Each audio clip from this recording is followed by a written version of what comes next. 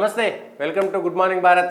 దయచేసి political వాయిస్ను like చేయండి, subscribe చేయండి, షేర్ చేయండి, కామెంట్ చేయండి. ఈరోజు ఉన్నటువంటి వార్తల్లో ఉన్నటువంటి ముఖ్యమైనటువంటి అంశాలపైన విశ్లేషణ చేసుకునేటువంటి ప్రయత్నం చేద్దాం.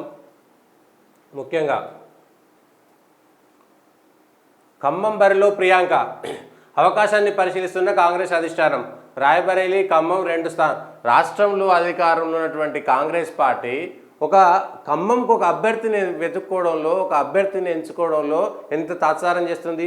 ఏ ఖమ్మంలో అయితే కాంగ్రెస్ పార్టీ ఖచ్చితంగా గెలుస్తుందనేటువంటి అంచనా ఉందో, ఖమ్మంలో కాంగ్రెస్ పార్టీ అభ్యర్థి ఎవరిని పెట్టినా గెలుస్తారనుకున్న సందర్భంలో ఎవరికి ఇవ్వాలన్నా ఇది కరిస్తే కప్ప కోపం, విడిస్తే పాము కోపం అన్నట్టుగా అయిపోయింది పరిస్థితి కాంగ్రెస్లో. రేవంత్ రెడ్డి మాట చెల్లన్నా, లేదంటే అక్కడ ముగ్గురు ముఖ్యమైనటువంటి నాయకులు, అటు తుమ్మల కానీ, ఇటు పొంగిలేటి కానీ, లేదంటే బట్టి విక్రమార్క కానీ, వాళ్ళ ముగ్గురు కాకుండా ఇప్పుడు రేణుకా చౌదరి, విహెచ్ ఇంతమంది వస్తే లాస్ట్కు మళ్ళా ఖమ్మం బరిలో ప్రియాంక. అంటే వీళ్ళకి ఎవ్వరికి ఇవ్వడానికి ఇష్టం లేదు కాంగ్రెస్ పార్టీకి. కానీ ఇప్పటికే పొంగిలేటి శ్రీనివాసరెడ్డి విఎం కూడా వచ్చారు, తమ్ముడు ప్రసాద్ రెడ్డి టికెట్ వస్తుంది ఆయనకే అని చెప్పేసి ఒక రకంగా ప్రకటన చేసేంత పని జరిగింది. కానీ ఇప్పుడు ఆయన కాదు, వాళ్ళ వియ్యంకుడు రామసాయం రఘుమారెడ్డి ఆయన పోటీ చేస్తాడనేటువంటిది ఇప్పుడు చర్చ జరుగుతున్నది. రామసాయం సురేందర్ రెడ్డి గతంలో పెద్ద కాంగ్రెస్ నాయకుడిగా ఉన్నారు, ఆయన కొడుకు రామసాయం రఘుమారెడ్డి ఆయన ఇప్పుడు పోటీ చేస్తారనేటువంటిది ఒక చర్చ మొదలైంది. ఆయన తరపున ఒక నామినేషన్ కూడా వేసేశారు. సో ఈ నామినేషన్ వేసిన తర్వాత ఇప్పుడు మళ్ళా ఖమ్మం బరిలో ప్రియాంక, రాయబరేలీ, ఖమ్మం రెండు స్థానాల నుంచి పోటీ, అన్ని ప్రత్యామ్నాయాలపైన పార్టీ పెద్దల కసరత్తు, రాష్ట్రంలో 3 సీట్లపై కొనసాగుతున్న పంచాయతీ. ఆల్రెడీ 3 సీట్లలో కరీంనగర్ వెల్చాల రాజేందర్ అయిపోయింది. ఎందుకంటే ఏకంగా ఒక మంత్రి, 3 ఎమ్మెల్యేలు కలిసిపోయి వెల్చాల రాజేందర్ తోటి వేయించారు. నామినేషన్ వేసిన తర్వాత ఇంకా అది దాదాపుగా ఇండైరెక్ట్గా లైన్ క్లియర్ చేసిన తర్వాత డైరెక్ట్గా వెల్చాల రాజేందర్ పేరు చెప్పలేదు. అది ఇష్టం. రేపు లాస్ట్ నామినేషన్లకు రేపు లాస్ట్ డేటు, ఇప్పటి వరకు ఇవ్వలేనటువంటి పరిస్థితి. హైదరాబాద్లో కూడా మజ్లిస్ మీద గట్టిగా పోటీ చేయాలా, పోటీ చేయకూడదా అనేటువంటి అంశం పైన కూడా క్లారిటీ లేదు. ఇస్తే కూడా మజ్లిస్కు అనుకూలంగా ఉండేటువంటి అభ్యర్థికి ఇవ్వాలనేటువంటి దాంతో కాంగ్రెస్ పార్టీ వెళ్ళిపోతుంది. అది కాంగ్రెస్కు అక్కడ మజ్లిస్కు మేలు చేయొచ్చు కానీ తెలంగాణ వ్యాప్తంగా కాంగ్రెస్ పార్టీ మజ్లిస్కు అనుకూలంగా ఉంది అనేటువంటి మెసేజ్ పోతే తెలంగాణ వ్యాప్తంగా జరిగేటువంటి నష్టాన్ని కూడా కాంగ్రెస్ పార్టీ మూటగట్టుకోవాల్సి వస్తుంది.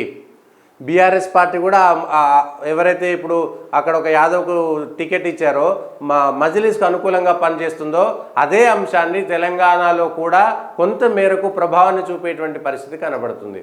ఇప్పుడు హైదరాబాద్కు సంబంధించినటువంటి సీటు, ఇటు ఖమ్మం సీటు రెండు కూడా ఖమ్మంలో ఎవరికి ఇస్తే ఎక్కడ లుకులకులు బయటపడతాయి. పొంగిలేటి శ్రీనివాసరెడ్డిని వాళ్ళ కుటుంబాన్ని కాదని ఎవరికి ఇచ్చినా పొంగిలేటి శ్రీనివాసరెడ్డి తిరుగుబాటు చేస్తాడు అనేటువంటిది ఒక చర్చ.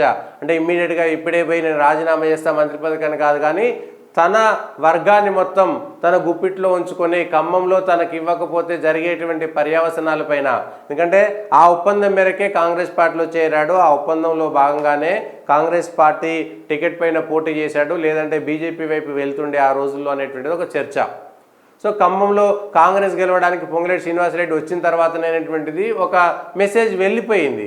ఇప్పుడు పొంగిలేటి శ్రీనివాసరెడ్డిని కాదనగలుగుతారా లేదా అనేటువంటిది ఖమ్మంలో రఘుమారెడ్డి నామినేషను అధిష్టానం ప్రకటించకుండానే బరిలోకి దిగిన పొంగిలేటి వియంకుడు పెద్దల సూచనతోనే రాజేందర్ రావు నామినేషన్ వేసిండు. నేడు రేపు కరీంనగర్ అభ్యర్థిత్వంపై ప్రకటన. మంత్రి పొన్నం ప్రభాకర్ చెప్పాడు కాబట్టి మంత్రి దగ్గరుండి నామినేషన్ వేయించిన తర్వాత ఇంకా అభ్యర్థి మారతాడనేటువంటి విషయం చెప్పేటువంటి పరిస్థితి లేదు.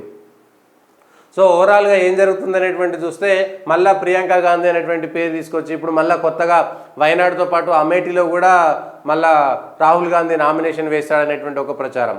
రాయబరేలీతో పాటు ఖమ్మంలో కూడా ఇస్తారు. అంటే రాయబరేలీలో కూడా కాంగ్రెస్ పార్టీ ఓడిపోయేటువంటి ప్రమాదం ఉందా అనేటువంటిది కూడా ఒక చర్చ. రేపు నామినేషన్ లాస్ట్ డేట్ కాబట్టి ప్రియాంక గాంధీ ఇప్పటికిప్పుడు వచ్చి నామినేషన్ వేస్తారు అనేటువంటి అంశం పైన క్లారిటీ లేదు. అది పెద్ద కష్టం కాకపోవచ్చు, రావచ్చు, నామినేషన్ వేయొచ్చులే, కానీ అది పెద్ద కష్టం అనేటువంటిది ఇప్పటికిప్పుడు ప్రియాంక గాంధీ ఖమ్మంకి వచ్చి నామినేషన్ వేస్తారా, ఖమ్మంను ఎంచుకుంటారా అనేటువంటి అంశం పైన క్లారిటీ లేదు. ఎందుకంటే గతంలో మెదక్ స్థానం నుంచి పోటీ చేస్తారు ప్రియాంక గాంధీ. అంతకుముందు వాళ్ళ నాయనమ్మ ఇందిరాగాంధీ 1980లో అక్కడ ఇందిరాగాంధీ ప్రాతినిధ్యం వహించినటువంటి స్థానం మెదక్ కాబట్టి ఆ మెదక్లో ఆ వంశపారంపర్యంగా వాళ్ళకు ఉండేటువంటి ఆనవాయితీ ప్రకారము ప్రియాంక గాంధీ మెదక్కి వస్తారనేటువంటి ప్రచారం అనేక పార్లు జరిగింది. సోనియా గాంధీ ఖమ్మంకి వస్తారనుకున్నారు, రాహుల్ గాంధీ వస్తారనుకున్నారు, కానీ ఎవరు రాలేదు. ఇప్పుడు పీఠముడి మాత్రం అట్లే ఉన్నది. ఎవరికి ఇవ్వాలి? బట్టి కుటుంబానికి ఇవ్వాలా, పొంగులేటి కుటుంబానికి ఇవ్వాలా, తుమ్మల కుటుంబానికి ఇవ్వాలా, వీళ్ళందరూ కాకుండా ఇంకా కాంగ్రెస్లో ఉన్నటువంటి పాత కుటుంబాలకి ఇవ్వాలా, కొత్త కుటుంబాలకి ఇవ్వాలా అనేటువంటిది పెద్ద చర్చ జరుగుతున్నది.